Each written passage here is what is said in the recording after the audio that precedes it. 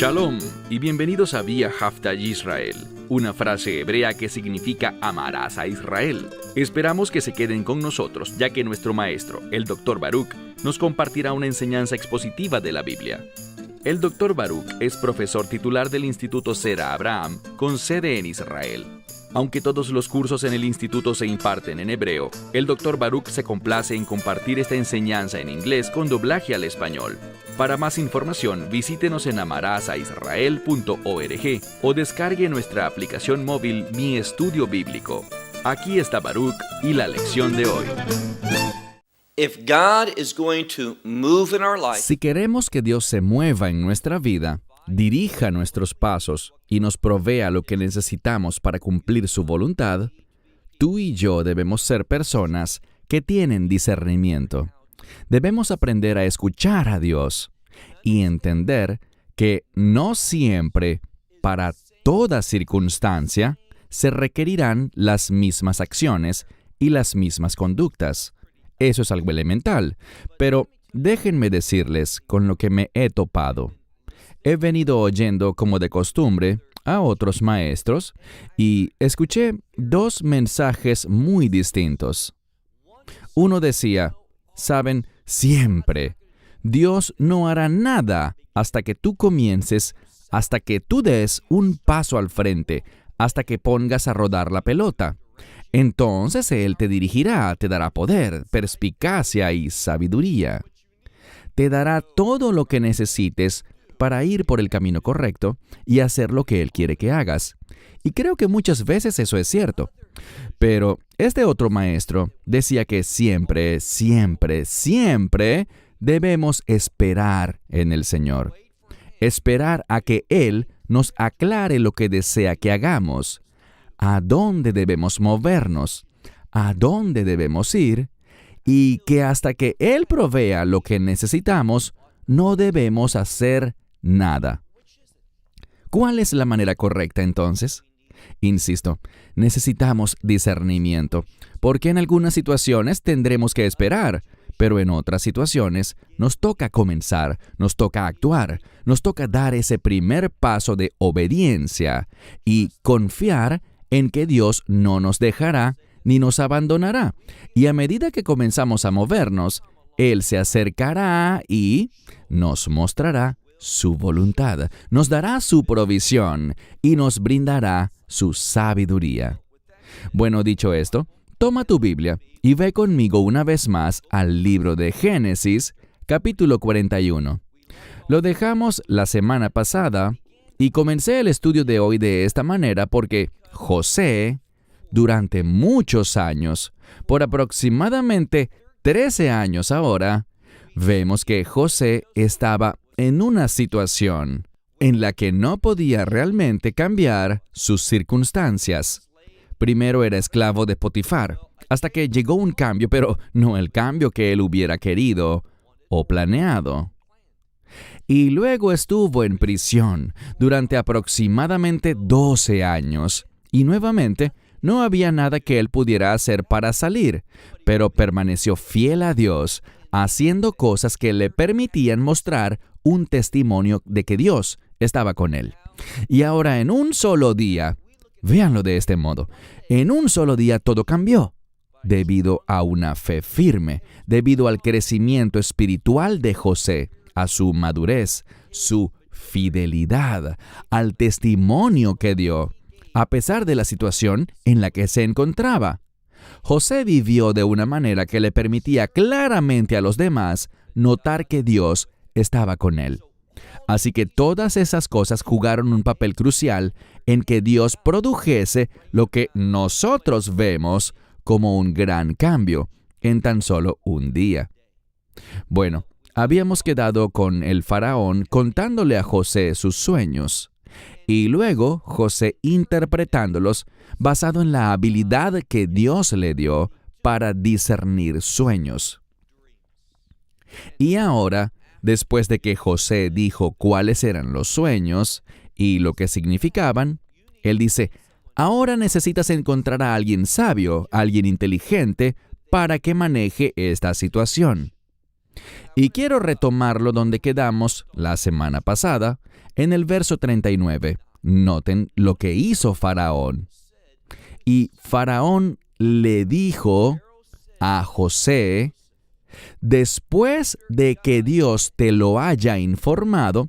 Así que José está escuchando la voz de Faraón y él le dice, después de que Dios te haya informado todo esto, y continúa diciendo, no hay nadie más inteligente o más sabio que tú. Él dice, nadie tiene la inteligencia o la sabiduría que tú tienes en este imperio. Ahora, creo que en cierto grado, Faraón entendió algo, que José era su provisión, es decir, Dios proveyó a José para Faraón, con el fin de que su nación, y no solo su nación, sino esto va más allá, como lo veremos, para que el mundo entero no perezca. Recuerden, hay un principio común en las Escrituras que cuando se habla de Egipto, debemos pensar en términos globales, mundiales. Egipto, de manera simbólica, representa al mundo. Mira ahora el verso 40. Y tú estarás sobre mi casa. Entonces, ¿por qué menciona su casa primero?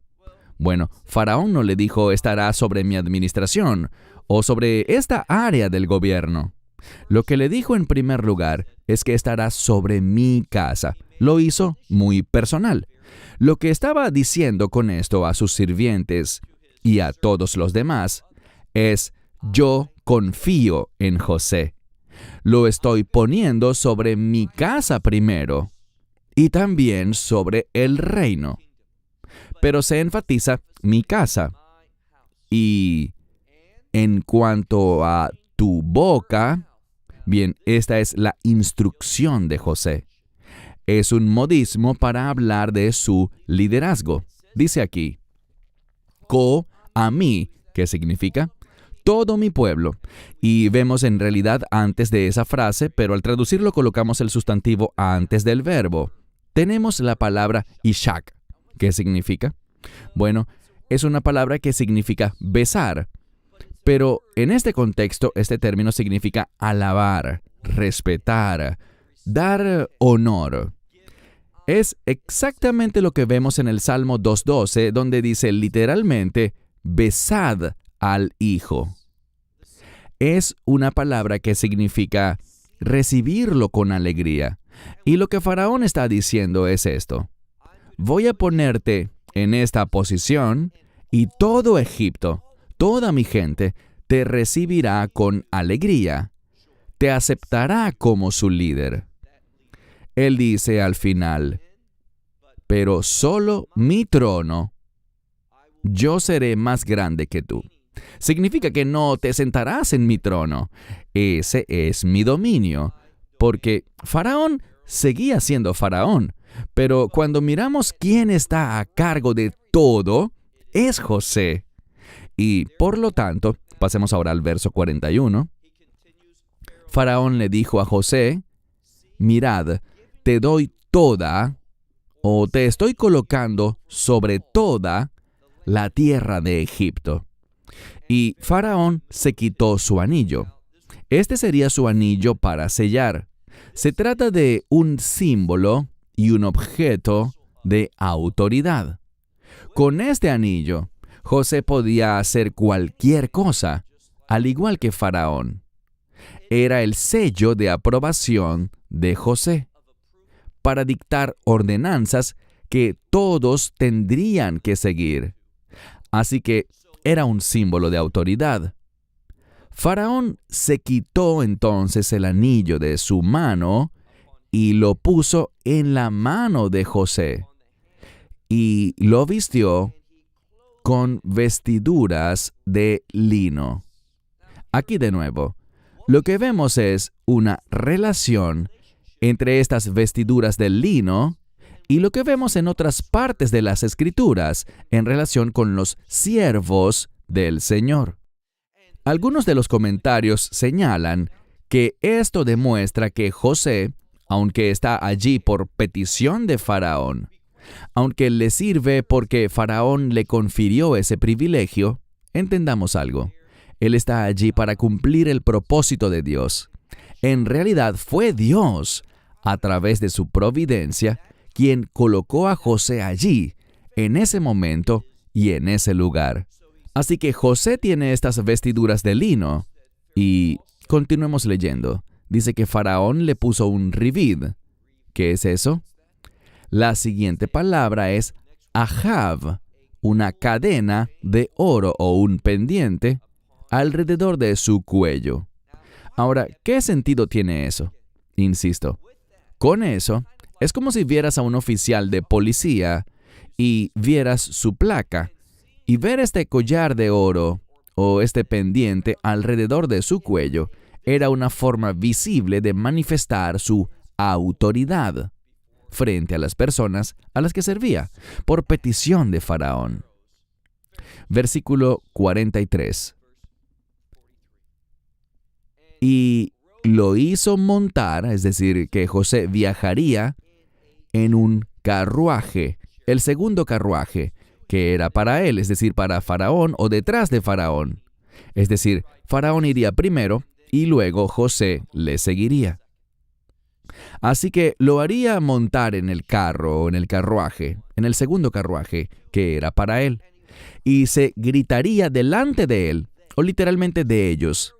Así que Faraón haría que sus siervos, está en plural, vayikra, ellos gritarían delante de ellos lo siguiente: Abrej. Abrej es un término que obviamente se utiliza aquí como una alabanza para José. Habla de su importancia.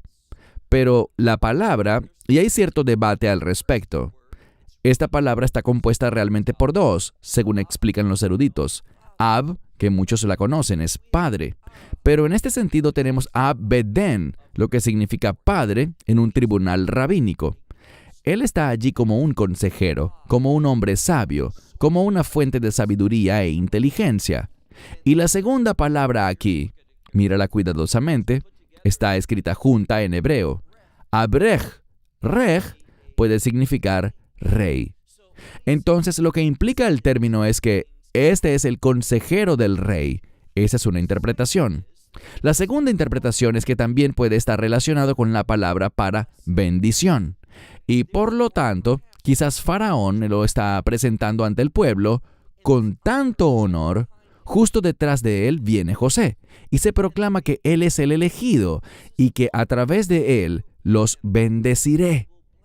Es decir, que Faraón va a bendecir al pueblo a través de José. Así que se le llama Abrej, y se le dio sobre toda la tierra de Egipto, es decir, que se le dio autoridad, esa es la implicación, a él sobre toda la tierra de Egipto.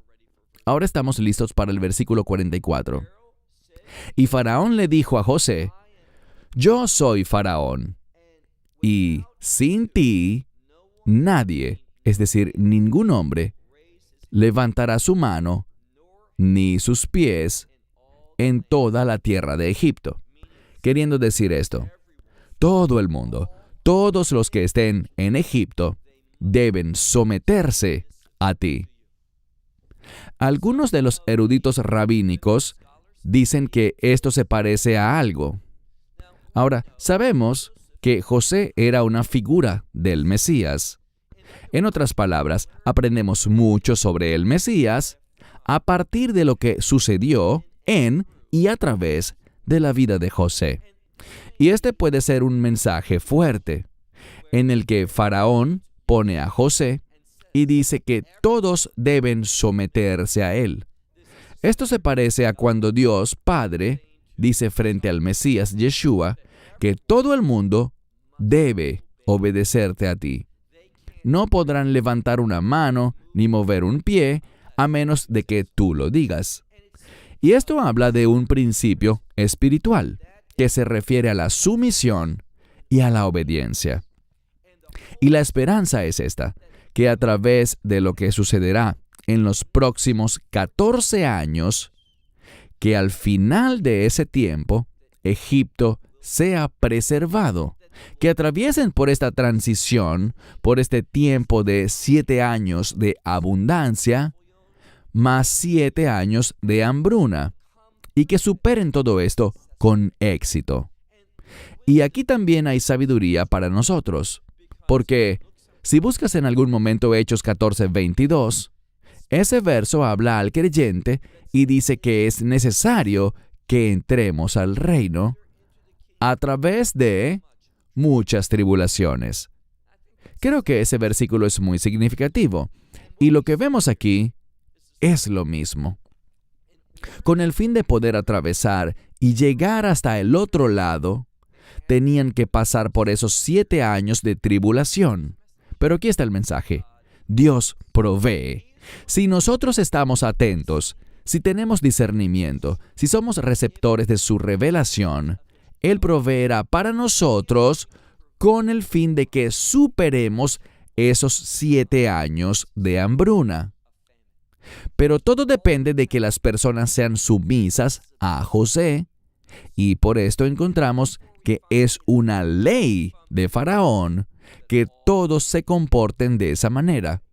Versículo 45. Y Faraón llamó el nombre de José, aquí lo tenemos, Safnat Paneah.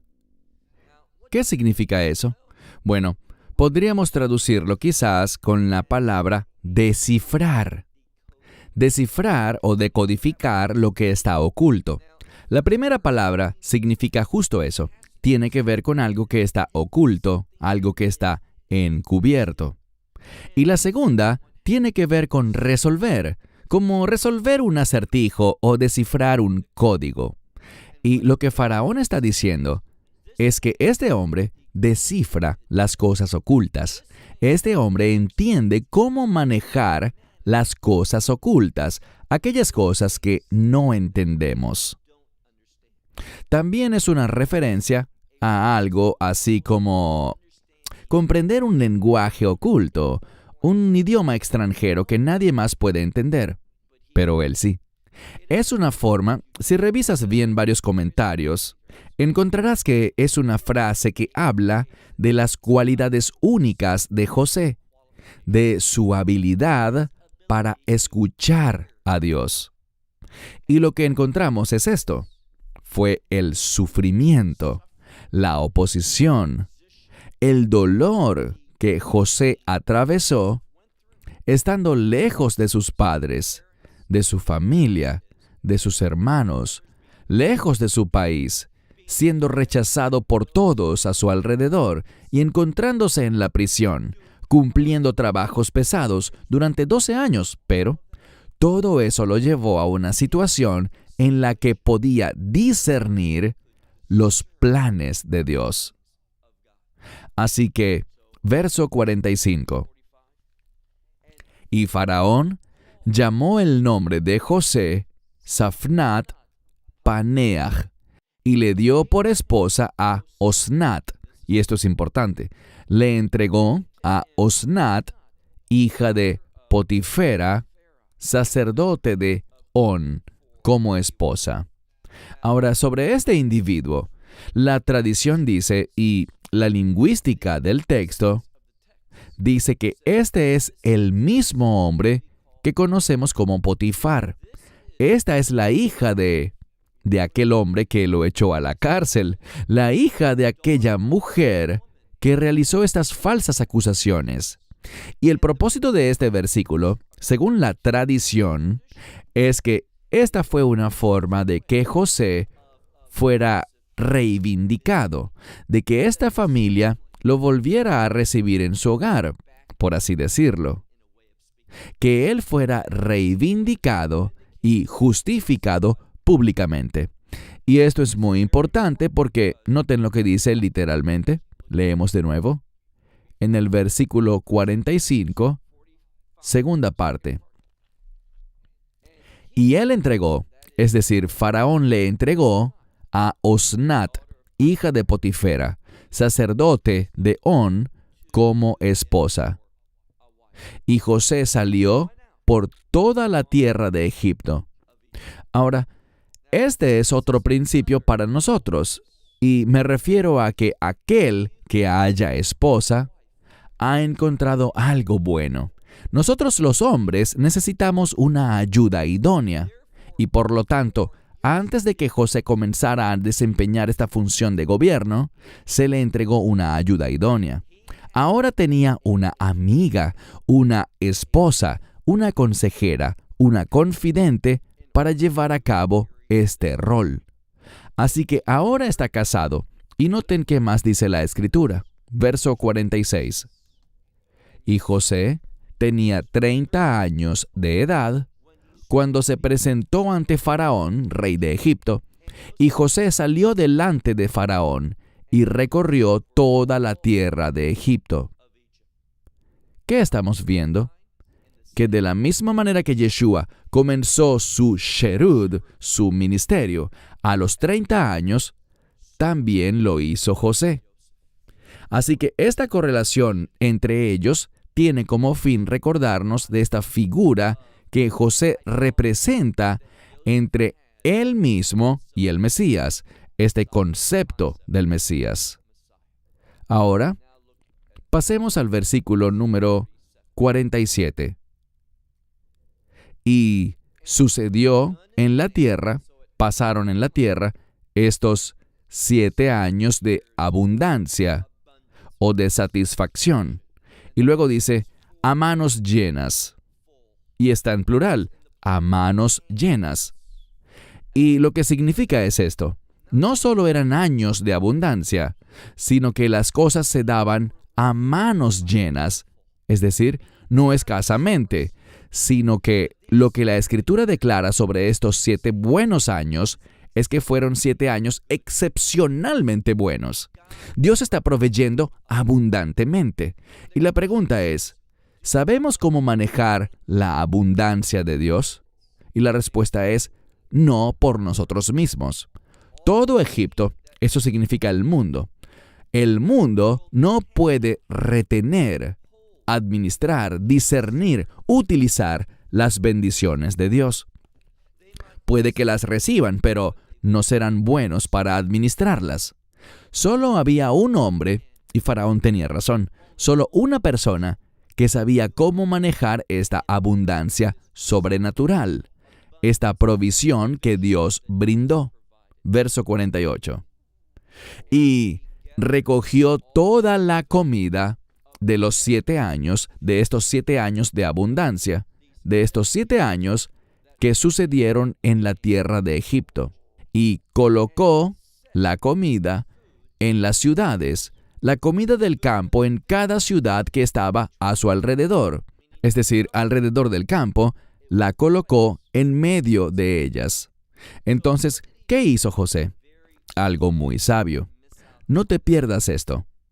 José, si había un campo que estaba generando producción en abundancia, los campos alrededor de una ciudad, esos productos iban a esa ciudad.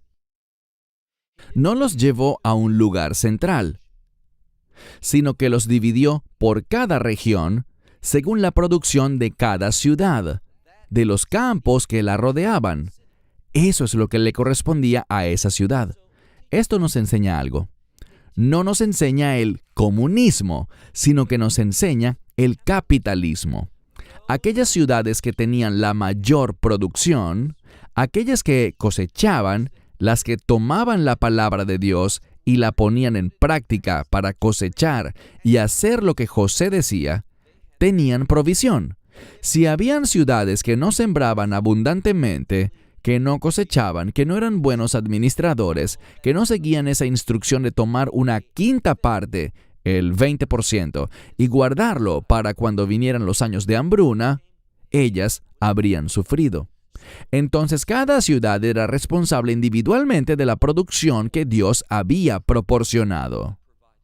No era socialismo, no buscaban llevarlo a un lugar central y luego dividirlo. No, José estaba a cargo de todo, pero cada ciudad tenía su propio almacén, tenía su propio grado de responsabilidad. Pasemos ahora al verso 49. Y José, y tenemos la palabra para adquirir. Él adquirió maíz como la arena del mar en gran abundancia, al punto de que dejaron de contar porque no había números suficientes. De nuevo, lo que estamos viendo es una provisión sobrenatural. Hagamos una pausa. ¿Crees en esto? ¿Crees que Dios puede proveer de manera sobrenatural? Quiero decir, ellos entendían lo que eran los años buenos, pero nunca habían tenido años tan buenos como esos, donde dejaron de contar porque no existían números para expresar tales cantidades que excedían sus conocimientos. Eso es sobrenatural. Y esto es lo que estamos aprendiendo. Si no somos receptores de la provisión sobrenatural de Dios, no seremos capaces de superar su juicio sobrenatural. Lo que vemos en esta historia es que el juicio se acerca. Dios provee de manera sobrenatural antes de eso, pero su juicio viene. Y solo a través de un hombre es que esa provisión realmente estará disponible. Solo un individuo, no un comité, no una junta, no un parlamento, ni tampoco un congreso, sino un solo individuo es quien está tomando todas las decisiones. Uno que ha sido enviado, designado, ungido por Dios. Verso 50. Y a José le nacieron 2 hijos varones antes de que llegara el año de la hambruna, los cuales le dio a luz Osnat, la hija de Potifera, sacerdote de On. Aprendamos algo más. Aprendemos que a José, antes de que llegara la hambruna, le nacieron 2 hijos. Hablaremos más de eso en un momento, pero fueron 2 hijos. ¿Por qué es importante? Porque los hijos son una bendición. Esto nos recuerda que antes de los años de hambre, hambre es juicio, hambre es maldición, hambre está asociada con la muerte. Antes de que todo eso llegara, Dios proveyó su bendición.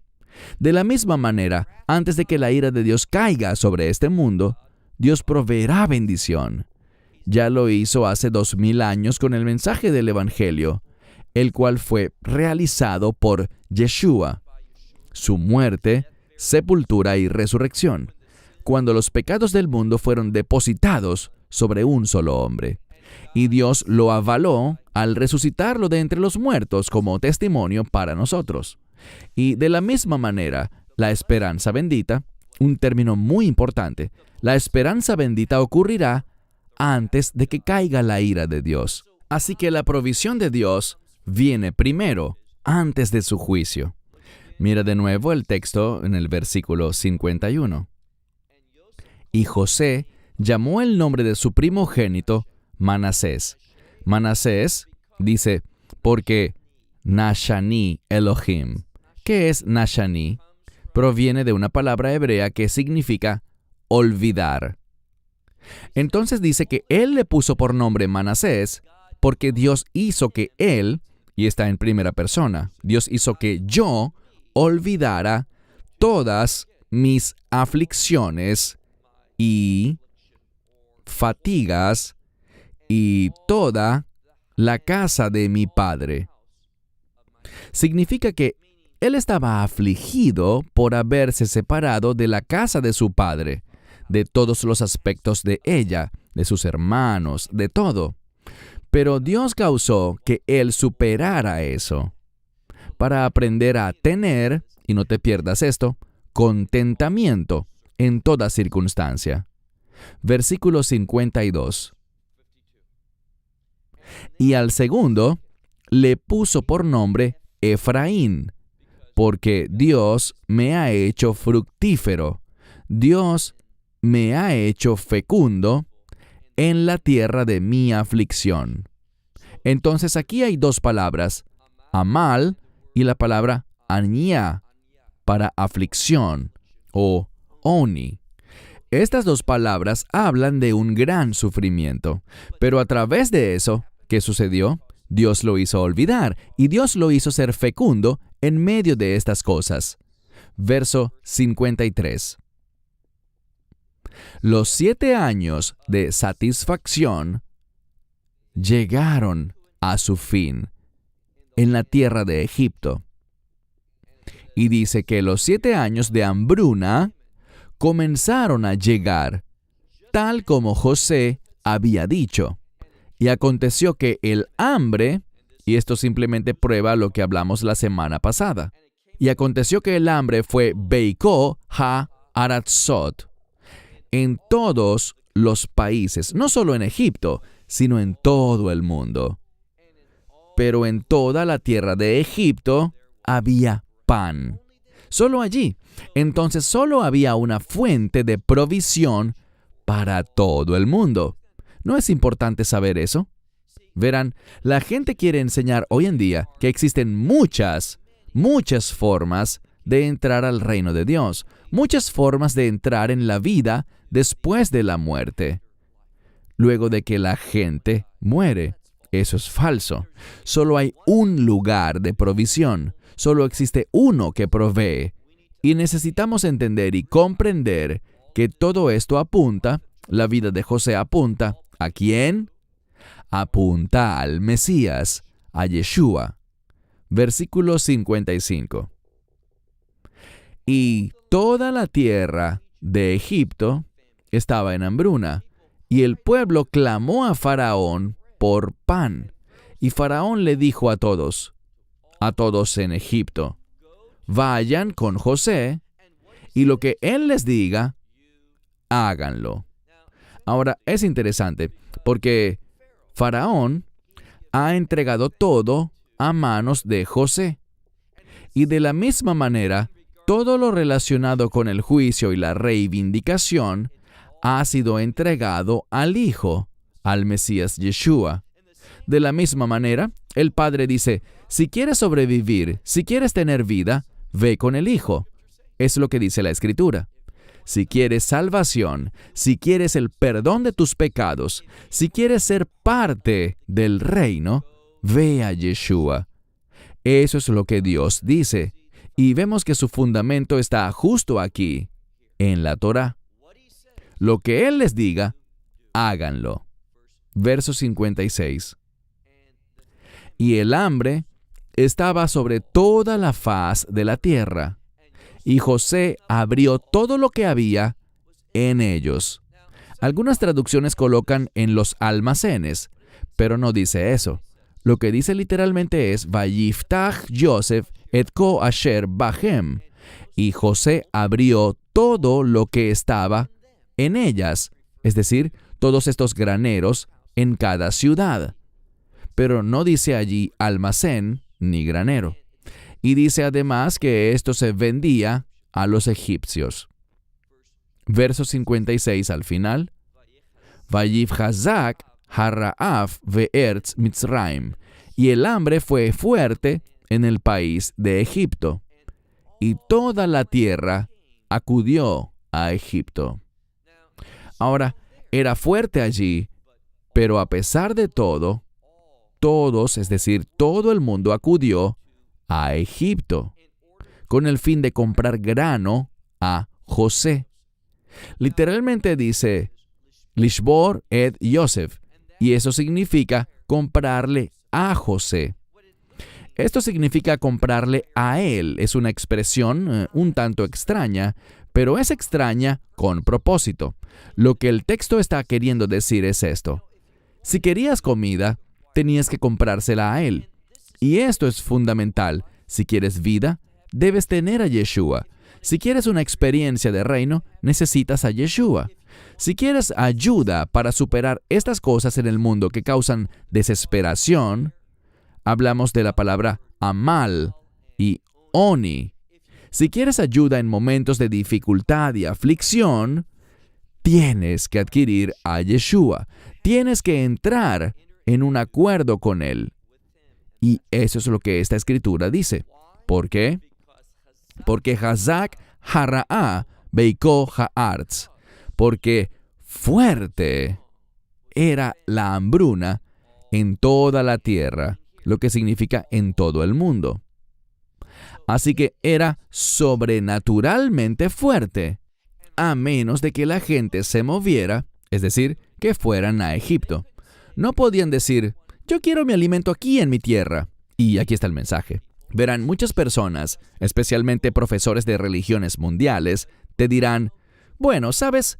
Hay una religión principal en este país y otra en aquel país. Y así sucesivamente, porque la religión realmente surge de la cultura. Es una práctica basada en la gente. Por lo tanto, debido a que las personas son diferentes, las religiones serán diferentes. Eso es falso. Aquí estamos hablando de la religión verdadera. Anoche estuve escuchando a alguien y él hizo una invitación para recibir el Evangelio. Y una de las cosas que me molestó de cómo lo hizo, habían muchas cosas buenas en su discurso, pero en cuanto a la religión, él decía, yo no les hablo de religión, sino de una relación con Dios. Y eso lo hemos escuchado miles de veces. Y en efecto, cuando aceptamos el Evangelio, estamos aceptando un pacto que habla de una relación. Entramos a una relación. Pero él dijo, ¿saben? A mí no me gusta la religión en lo absoluto. Bueno, ¿sabes qué? Si miramos el libro de Santiago, aprendemos algo. La religión pura y sin mancha es visitar a los huérfanos y a las viudas en sus tiempos de necesidad. Nunca digas que no te gusta la religión. Hoy en día, muchos líderes dicen, oh, esta es una congregación para personas que no les gusta ir a la iglesia, que no les gusta adorar en un lugar de reunión. Si no les gustan esas cosas, vengan aquí. Bueno, simplemente estoy en desacuerdo, enérgicamente con ellos, porque no tenemos que decir que la religión es mala. Visitar a los huérfanos y a las viudas en sus tiempos de dificultad es bueno. Así que debemos afirmar la religión, pero no todas las religiones, solo una. Y la razón por la que estoy enfatizando esto ahora es porque en todo el mundo no encontraban la provisión allá, no hallaban la provisión en cualquier lugar, sino que tenían que ir a Egipto. Tenían que ir a José. Tenían que entrar en un acuerdo con él. No con alguien que le hablaba a su cultura, que le hablaba a su estilo, que les parecía correcto, que les hacía sentir bien y los animaba. No, José tenía condiciones, y sus condiciones no se basaban en lo que la gente quería escuchar. Vamos a ver eso en las próximas semanas, sino que se basaban en un propósito, el propósito que él tenía. ¿Y cuál era? Ser una bendición para Egipto. ¿Qué significa eso? Una bendición para el mundo. Ahora quiero concluir con el siguiente planteamiento, y es que estoy muy preocupado por la condición espiritual de gran parte de esos lugares, de esas personas que dicen que creen en Yeshua. Puede que verdaderamente crean en Él, pero tienen una visión equivocada. Tienen una visión distorsionada cuando se trata de comprender lo que Dios realmente representa. Y cuando observamos más de la vida y el liderazgo de José, vamos a ver que lo que necesitamos afirmar, lo que necesitamos entender acerca de la verdadera religión, lo aprendemos en el resto del libro de Génesis. Cierro con esto hasta la próxima semana. Como siempre, que Dios les bendiga. Shalom desde Israel. And shalom from Israel. Esperamos que te hayas edificado con el mensaje de hoy y lo compartas con otros. Te invitamos a seguir nuestros estudios cada semana por este canal y por el portal de YouTube de Amarás a Israel. También puedes descargar nuestra aplicación móvil gratuita, Mi Estudio Bíblico. Finalmente, para obtener más información sobre nosotros, visita nuestra web amarasaisrael.org, donde encontrarás otras conferencias de Baruch en audio, video y texto. Hasta el próximo programa. Que el Señor te bendiga en Yeshua HaMashiach, Jesús el Mesías, mientras caminas con Él. Shalom desde Israel.